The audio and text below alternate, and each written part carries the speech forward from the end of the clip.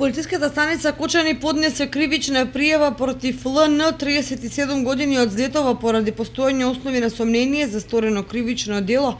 злоупотреба на службена положба и овластување. На 27 септември 2016 година и 29 септември пријавениот во својство на службено лице референт за сеча, дотур и превоз во приватни шуми во јавното претпријатие Македонски шуми Скопје,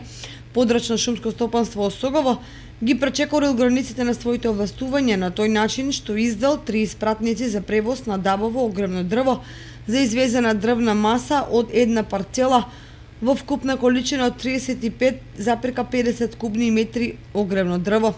Наведената количина била изнесена, но утврдено дека не потекнувала од наведената парцела, односно во наведената катастарска парцела за која се изготвени испратниците воопшто не била вршена сеча.